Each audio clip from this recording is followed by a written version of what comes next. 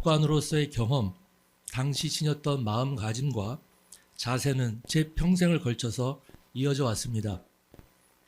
처음의 다짐과 다르게 비록 대법원 근무를 마지막으로 법원을 떠나게 되었지만 법복을 더는 입지 않게 된 이후에도 영원한 친정인 법원에 누를 끼치면 안 된다는 생각과 법관으로서 근무했었다는 긍지와 자부심이 있었기에 그 이후 변호사 업무를 하는 동안이나 행정부에서 국민권익위원회의 중앙행정심판위원회 위원장 업무를 수행하는 동안, 그리고 행정안전부 장관으로서 업무를 수행하는 동안 매사에 공사를 분명히 하고 다른 사람의 의구심을 가질 만한 행동을 하지 않도록 매 순간 조심하고 자신을 돌아보려고 노력하며 살아왔다고 생각을 합니다.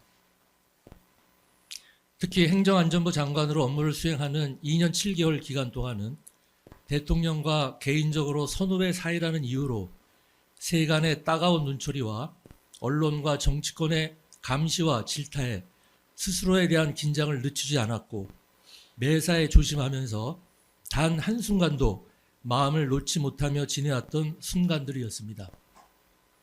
이 사건 공소사실에 대한 구체적인 의견은 변호인들께서 변론을 하셨기 때문에 반복하지는 않고 한 가지만 말씀드리려고 합니다. 내란 중요임무 종사죄는 법정형이 사형, 무기 또는 징역 5년 이상에 해당하는 죄로서 옛날에는 3족, 9족을 멸하였다고 하는 중죄입니다. 2024년 12월 3일 당시 갑자기 대통령실에 호출된 어느 국무위원도 당시의 상황이 추후에 내란죄다, 내란에 가담했다, 그런 의혹을 받게 될 것이라고는 꿈에도 생각하지 못했을 겁니다. 그와 같은 점은 저 또한 마찬가지입니다. 2024년 12월 3일 비상계엄 선포를 전후해서 어떠한 일들이 있었는지 이후 언론을 통해서 접하게 될 때까지는 당시에는 저는 전혀 알지 못했습니다. 그러나 만약 그날 있었던 제가 몰랐던 일련의 조치들이 내란죄에 해당된다고 하더라도 계엄이 선포될 것이라는 아무런 전후사정도 모르고 있던 제가 사전 모의나 공모도 한 적도 없이 불과 몇 분 만에, 그것도 즉석에서 즉흥적으로 어떻게 내란에 가담하고 중요 임무 역할을 맡았다는 것인지, 그 점을 이유로 이 법정에 서게 된 지금의 상황이 아직도 믿어지지가 않습니다. 저는 평생을 공직자와 법조인의 길만을 걸어왔습니다. 살아오면서 정치에 참여하거나 정치에 관심을 가져본 일조차 없습니다. 제가 도대체 무슨 이유로 무엇을 얻겠다고 내란에 가담하였다는 것인지 알 수가 없습니다. 가슴이 답답하고 황망할 따름입니다. 당시 다른 국무위원들이 그랬듯이 저 또한 비상계엄 선포라는 생경하고 믿어지지 않는 이야기를 듣고 놀랍고 혼란스러운 상황에서 제가 그렇듯 국민들 또한 납득하지 못할 것이라며 대통령을 만류했을 뿐 계엄 선포 이후 이루어질 일련의 조치들에 대해서는 아무런 생각조차 할 여유도 없었습니다. 재판을 마치면서 긴 시간 수사와 공판에 애써오신 특검보님, 파견 검사님들, 그리고 수사관님들께 수고 많으셨다는 말씀을 드리고 싶습니다.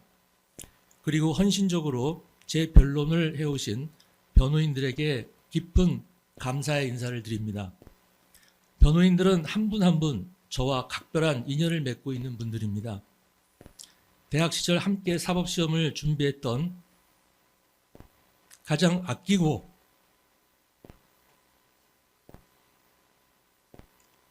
사랑하는 친구에서부터 같은 아파트에 거주하며 형 동생으로 지내온 친형님 같은 분, 함께 법원 생활을 해왔던 후배이자 동료, 행정안전부 장관 시절부터 혼신의 힘을 다해서 저를 도와주었던 보좌관, 저의 사법연수원 교수 시절부터 저를 믿고 따라주었던 제자, 같은 법률사무소의 동료에 이르기까지 제가 이번 어려움에 처했을 때 흔쾌히 제 변론에 나서준 분들입니다. 마지막으로 좌로나 우로나 치우치지 않고 꼼꼼하면서도 자상하게 오랜 인내심으로 이 재판을 원만하게 이끌어 오신 재판장님을 비롯한 재판부에 마음에서 우러나오는 깊은 경의와 감사의 인사를 드립니다. 감사합니다. 고맙습니다. 예.